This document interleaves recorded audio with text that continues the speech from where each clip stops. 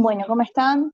Hoy vamos a ver como última clase del módulo de hematología, algo que es muy común acá, tanto en internación como motivos de consulta, que es la trombosis venosa profunda y el tromboembolismo pulmonar. Así que comenzamos.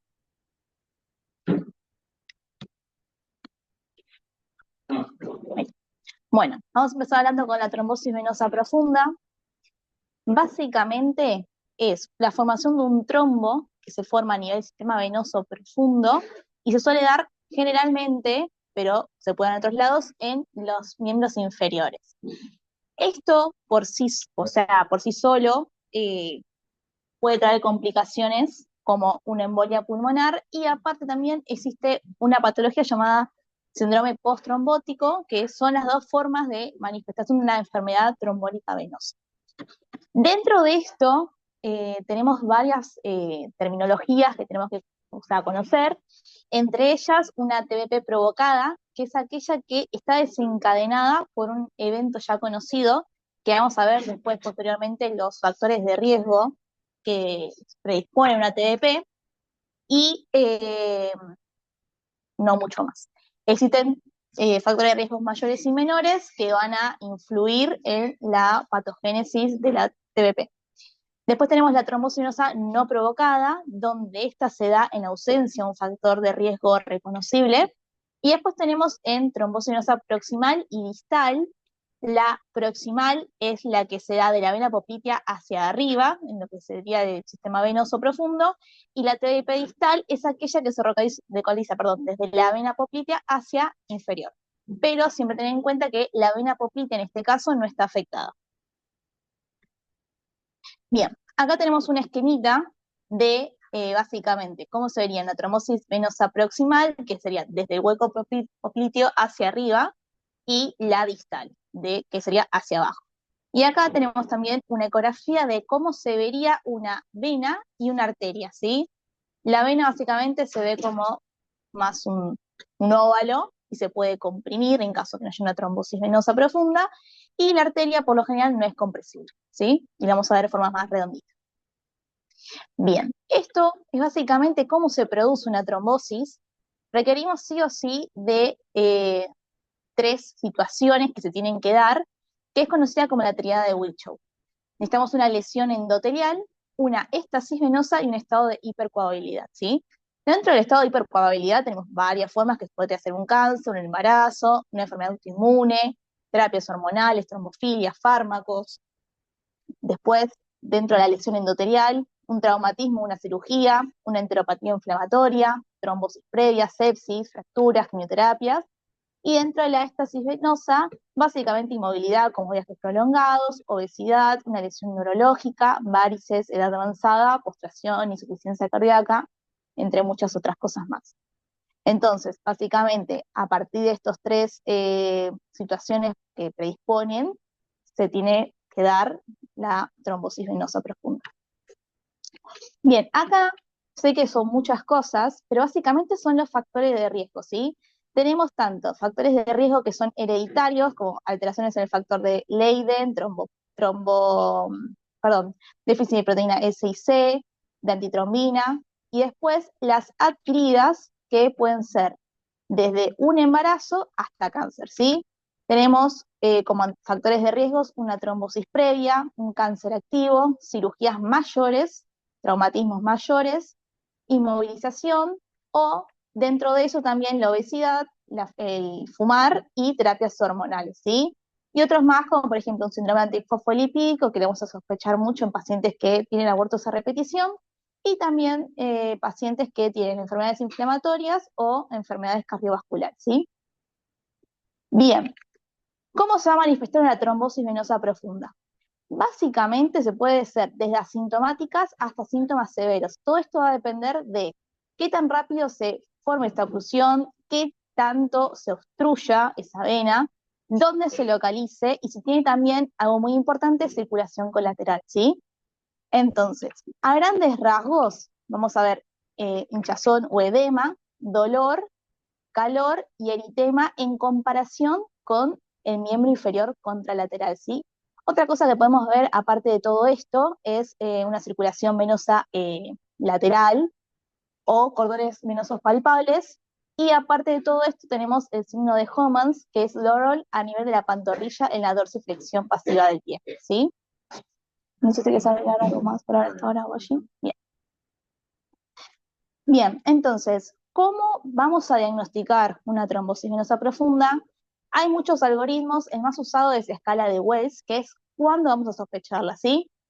Básicamente, esto va sumando a partir de estos ítems, puntos, y a partir de acá vamos a tener una alta probabilidad, moderada probabilidad o baja probabilidad, ¿sí? Dentro de esto es un cáncer activo, una pared de simbolización reciente con un yeso, un postrado en cama durante 3 o más días, dentro de las 4 semanas que se da la trombosis, sensibilidad a nivel del sistema venoso profundo, es decir, dolor, que esté la pierna hinchada, hinchazón de la pantorrilla de más de 3 centímetros en comparación con el otro miembro, que deje edema, que tenga meras superficiales colaterales y un diagnóstico alternativo que justifique, o sea, que no justifique una trombosis, resta 2 puntos, ¿sí? Entonces, a partir de acá sacamos esta escala de probabilidad. ¿Y qué hacemos con esto? Básicamente, este algoritmo. En base a la escala de probabilidad de Wells, vamos a ver si es baja, moderada o alta. Si tenemos una probabilidad baja, el próximo paso a seguir sería pedir un dímero D. El dímero D básicamente es muy sensible y poco específico. ¿Qué quiere decir esto? Un dímero D que sea negativo aleja muchísimo la probabilidad de una trombosis venosa profunda. Entonces, si da negativo, claramente estamos hablando de una trombosis venosa profunda, debemos buscar un diagnóstico alternativo, ¿sí? Ahora, si da positivo, tenemos que hacer una ecografía para ver si hay o no trombosis, que puede ser normal o la diagnostica. Lo mismo pasaría en el caso de moderada, pediríamos un dímero D, si da negativo lo descarta y si da positivo lo puede confirmar o en caso que tengamos una alta sospecha lo podemos repetir a los 7 días si da normal. Y a nivel de alta probabilidad ya directamente pedimos una ecografía que la puede diagnosticar o la misma puede ser normal. En caso que es normal, podemos pedir un dímero D que lo puede confirmar o descartar, ¿sí? Y en caso que sea positivo, también se puede repetir a los 7 días. En este caso, el dímero D tiene un valor predictivo negativo. Como dijo Eres, si es que te da negativo en la probabilidad baja o moderada, probablemente no tenga y te descarte un estudio B. En este caso, una ecografía que no es invasiva, así que nosotros generalmente la solemos utilizar directamente a confirmar. ¿Bien? Bien, sigamos. Bien, respecto al tratamiento, el mismo va a depender de si es proximal o distal, porque los mismos cambian, ¿sí? Por lo general, una trombosis venosa proximal, es decir, de la vena poplitea hacia arriba, se van a recomendar en la mayoría de las ocasiones anticoagular, ¿sí? Más siempre y cuando necesita una contraindicación de un sangrado mayor. Bien, acá hicimos un cuadrito que conseguimos de UpToDate, que básicamente en base a la patología de base que tenga el paciente, podemos elegir un anticoagulante que se prefiere en este caso, ¿sí? Por ejemplo, en cáncer, que es algo que vemos muy frecuentemente acá, podemos usar heparina bajo peso molecular o inhibidor del factor del 10A, como habíamos visto en la clase que dio Nati. Y después, bien, después, por ejemplo, tenemos ante pacientes que requieren sí o sí. Por ejemplo, en la enfermedad renal crónica están indicados los anticoagulantes fumarínicos, ¿bien? Por la misma falla renal, los otros no tienen un buen limpiado de clires de la acenocumarol, la warfarina, sí, entonces pueden estar mejor indicados. En cáncer y cosas relacionadas se ven los estudios que probablemente ahí nos dicen heparinas de bajo peso molecular, que son enoxaparina o DOAC, como puede ser el apixaban, por el riesgo de sangrado, sobre todo en cánceres recientes. Entonces, si tienes un sangrado con una heparina de bajo peso molecular, la retiras y la optimizas. Y en el caso, esta es una guía de Estados Unidos, que ellos tienen el antídoto de algunos DOACs, por eso también los recomiendo. Bien. Y algo que no solemos ver es en las embarazadas que está indicada la heparina de bajo peso molecular, que también es interesante. De ahí los otros, para cada patología hay estudios y que hay que ir viéndolos para ver cuál es el mejor. Bien, y acá tenemos el tratamiento de la TBP distal, que básicamente no se van a tratar todas, sino que vas evaluando si te conviene hacer una vigilancia estrecha o básicamente anticoagular, ¿sí? Va a depender de muchas cosas, entre ellas, por ejemplo, los síntomas que tenga el paciente y el riesgo de sangrado que tenga también. Hay muchos factores que van a favorecer que hagas una vigilancia, entre ellos que no tenga síntomas, que haya características que no haya características para una progresión de la trombosis, que el número D sea menor a 500, un alto riesgo o contraindicaciones básicamente sangrado, o que el paciente también lo prefiera. Y después tenemos factores que van a favorecer que anticoagulemos, que por ejemplo es entre ellas que tenga síntomas, que tenga un trombo en la vena poplítea o cerca de ella, un dímero mayor a 500, una TBP no provocada, es decir, que no tengamos ¿cómo se llama esto? Un factor de riesgo identificable, una trombosis o un TEP previo y factores básicamente de riesgo que predispongan a que esa trombosis siga progresando. Básicamente acá en un cuadrito pusimos las contraindicaciones absolutas de la anticoagulación, que básicamente son todos aquellos que son de alto riesgo de sangrado. Entre ellos una hemorragia mayor activa, una hemorragia intracraneal o espinal agudo reciente, un traumatismo mayor, una cirugía o procedimiento reciente que tenga alto riesgo de sangrado, que tenga alteraciones en la coagulación, entre ellos una plaquetopenia y una diátesis hemorrágica grave. Bien, y acá tenemos algo que también a veces usamos, que es el filtro de vena cava, que se puede usar tanto en la trombosis proximal aguda como en la proximal como en la distal, ¿sí? En la proximal, básicamente, se utiliza para aquellos que tengan una contraindicación absoluta para anticoagular. Pero también o sea, lo que se recomienda es que apenas pase ese cuadro de contraindicación absoluta para anticoagular, se inicie igualmente una anticoagulación, eh, tanto en la TDP proximal como en la distal, ¿sí? O sea, es decir, se lo colocaría, pero hay que ir reevaluando cuando ese factor de riesgo de sangrado cese para iniciar la anticoagulación. Sí, esto sobre todo es para prevenir un TEP, ¿no? Más que como tratamiento es para prevenir la complicación de una TBP, que es del TEP. Bien. Y en la TDP distal lo mismo, ¿sí? Es aquello que también puede presentar una progresión durante la vigilancia y tiene una contraindicación absoluta para la anticoagulación. Bien, y acá tenemos en esta imagen dos complicaciones que se pueden dar de la trombosis venosa profunda, que entre ellas es básicamente la flegmasia, que esto se da básicamente cuando hay un trombo que ocluye completamente la vena y genera básicamente algo parecido a un síndrome compartimental, ¿sí? Todo esto que vemos acá es un orden cronológico de lo que sería la misma enfermedad.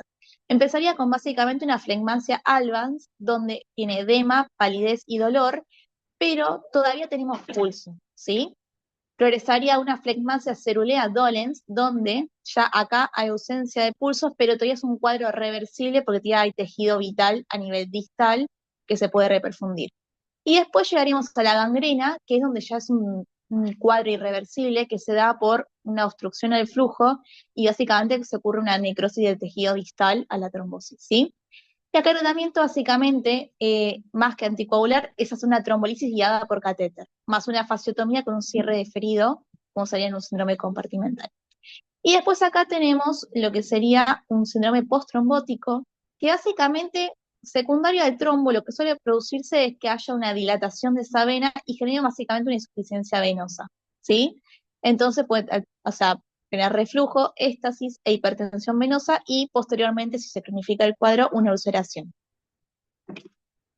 Bien, acá vamos a hablar un poquito de la complicación más temida de la trombosis, que es el tromboembolismo pulmonar, que básicamente es la obstrucción súbita de una o más arterias o arteriolas pulmonares por trombos que se van despidiendo de la trombosis venosa. que básicamente migran hacia la cavidad derecha del corazón y posteriormente al pulmón, ¿sí? Esta se puede clasificar en aguda, subaguda o crónica, puede ser masiva, masiva o subsegmentaria, y puede ser idiopática o también asociada a factores de riesgo.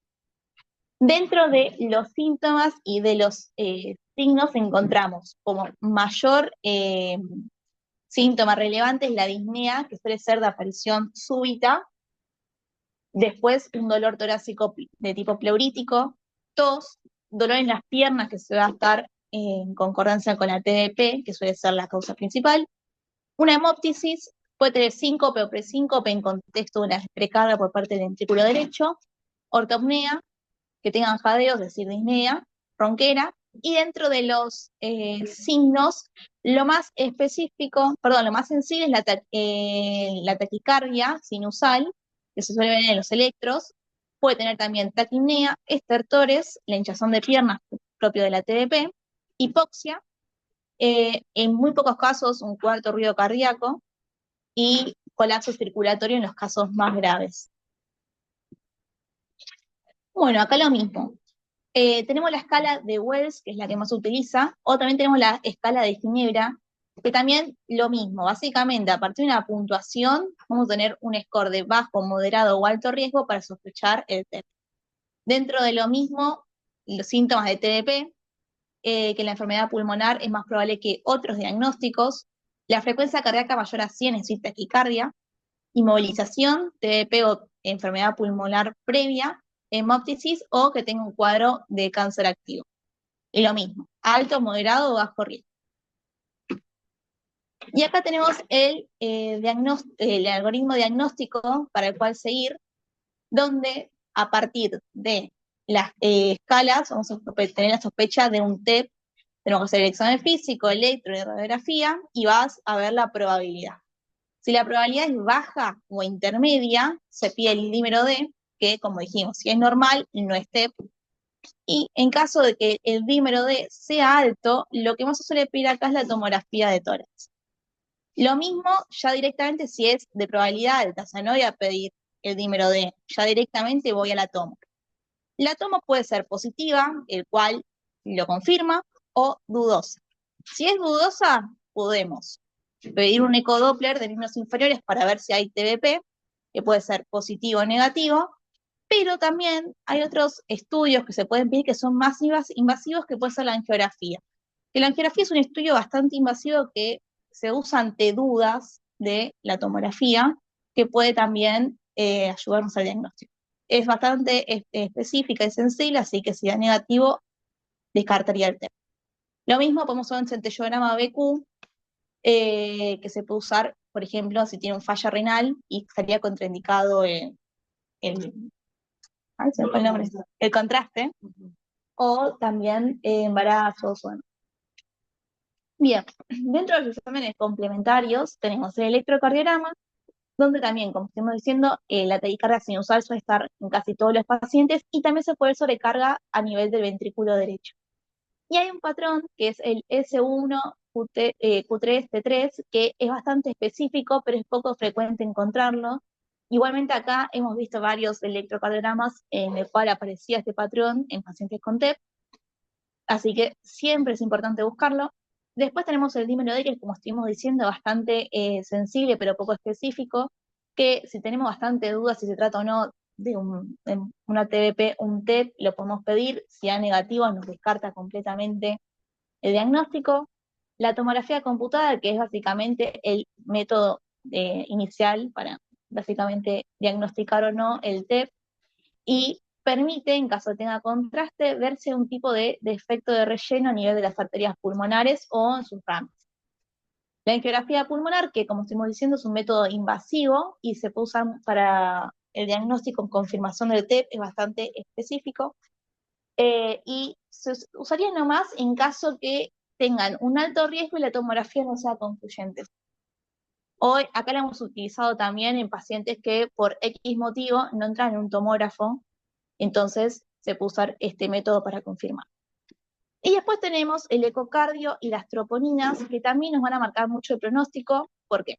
El ecocardio nos va a permitir ver cómo está la función del ventrículo derecho. Es decir, si vemos una disfunción del ventrículo derecho o las troponinas o el proBNP elevados, estaríamos hablando ya de mínimo un TEP moderado, porque ya está habiendo compromiso circulatorio. Bien, entonces, una vez que lo estratificamos, tenemos que ver si es de bajo, medio o alto riesgo, ¿sí? El de alto riesgo es aquel que sí o sí va a tener descompensación hemodinámica. Entonces, en este caso no voy a anticoagular de inicio, sino que voy a hacer una trombolisis a nivel sistémico para recanalizar rápidamente ese trombo, ¿sí? Y después, por el otro lado, si no tenemos descompensación hemodinámica, me da más tiempo estudiar al paciente, entonces sí voy a ver un ecocardio, las troponinas, el proBNP y el electrocardiograma, ¿sí? Y entonces a partir de acá voy a definir si es de bajo riesgo, es decir, no tiene alteración del BD o no tiene troponinas, y si sí tiene compromiso de alguna de estas dos, ya sería riesgo intermedio, ¿sí? Bien.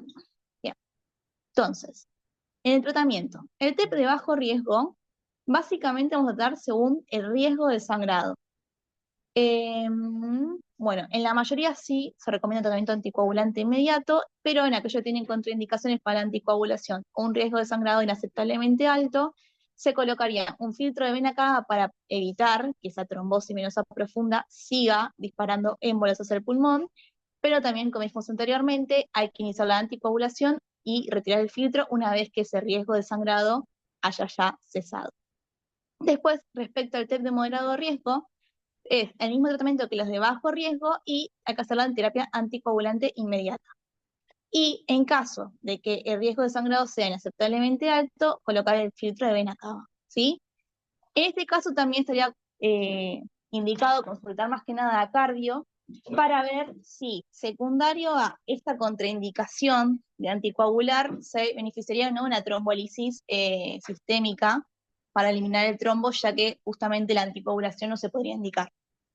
Y después, bueno, el TEP de alto riesgo es aquellos que ya tienen la descompensación hemodinámica y acá es un tratamiento trombolítico sistémico inmediato y después se seguiría de una anticoagulación. Sí. Es importante también recalcar que claramente estos pacientes deberían estar en unidad coronaria, monitorizados y no mucho más. Sí, sobre todo el moderado y alto riesgo, por eso cuando tenemos un TEP le vemos tropo, proBNP y ecocardio. Con eso estadificamos y si se le da para moderado o alto riesgo, es vigilancia en unidad coronaria. El alto, sobre todo, que es el más grave. Bien. Y bueno, también tengan en cuenta que la trombolisis tiene alto riesgo de sangrado, pero coste-beneficio se utilizaría. Bien. Ahora, ¿cómo prevenimos de esto? Y es lo que más utilizamos nosotros en todos los pacientes internados. ¿Cómo prevenimos? Hasta un 60% de las enfermedades de los pacientes internados pueden intercurrir con un TBP, TEP, diagnosticados o subdiagnosticados. Y esto genera una alta carga de morbilidad en pacientes que estuvieron en la internación. Para esto tenemos dos escalas básicamente que nos estadifican el riesgo y lo que deberíamos hacer y que el sistema tiene, solo que a veces la saltamos, que es la escala de Padua, que nos da el riesgo tromboembólico en cada hospitalización. Aquí está las características y se considera de alto riesgo tromboembólico cuando es mayor a 4. Esto se debería calcular en todo el paciente que ingresa. Y este es un poco más dirigido a los pacientes postquirúrgicos, que es del Caprini, el SCORE, que también te evalúa de bajo, moderado o alto riesgo de acuerdo a ciertas características, que es ya un poco más complejo, de acuerdo a cada cirugía y de acuerdo a cada riesgo le ponemos tromboprofilaxis o no. ¿A quién no está indicado iniciar de inmediato con tromboprofilaxis? Alguien que tiene alto riesgo de sangrado, como nosotros, un paciente con plaquetas menos de 50.000, sangrado reciente del tubo digestivo y del sistema nervioso central, justamente unos pacientes que tuvimos en esta semana con Gabriel, tenemos un paciente con un sangrado digestivo, y le hicieron endoscopía, no encontraron, pero fuimos a buscar nos dice que la tromboprofilaxis en pacientes de alto riesgo con sangrados digestivos debe ser de 48 a 72 horas, luego de la endoscopía. Y en cirugías mayores con sangrado activo, eso seguro, y coagulopatías severas. En estos pacientes no está indicada la tromboprofilaxis. En cuanto a la profilaxis farmacológica, tenemos generalmente heparinas de bajo peso molecular y la heparina sódica. La de heparinas de bajo peso molecular, de acuerdo al peso, 40 miligramos subcutáneas la mayoría de veces, y hay que ver siempre la función renal. Menos de 30 el clearance, deberíamos pasar a heparinas sódicas, que son 5.000 unidades cada 12 horas. También hay ciertos estudios que respaldan también ahora el inicio de los DOACs, pero para nosotros, por la vida media, son seguros los DOACs, pero por la vida media de las heparinas preferimos, porque generalmente está un paciente y al siguiente día se opera, entonces sacamos eso y el paciente se queda sin tromboprofilaxis y menor riesgo de sangrado durante la cirugía. También tenemos la profilaxis mecánica, que generalmente en piso lo solemos poner, pero suele estar, deberían ponerlo, más lo utilizamos en unidades cerradas, que son las medias elásticas de compresión y los dispositivos neumáticos sobre todo. Esto está indicado para los pacientes con alto riesgo de sangrado donde lo farmacológico no puede estar presente. Útil combinado es lo más útil y se lo ven en unidades cerradas. Y la duración de la profilaxis, mientras dure el proceso de inmovilidad o esté internado el paciente, y en los postquirúrgicos, por ejemplo, como las caderas, pueden ser hasta los 28 días. Las medidas generales que tenemos que hacer con los pacientes: movilización precoz, hidratación y una evaluación diaria. Sobre todo para tratar de disminuir o darnos cuenta rápido si es que los pacientes tienen o no tienen una trombosis venosa profunda, y después prevenir las complicaciones. Creo que eso es todo lo que vinimos a decir hoy. Creo que está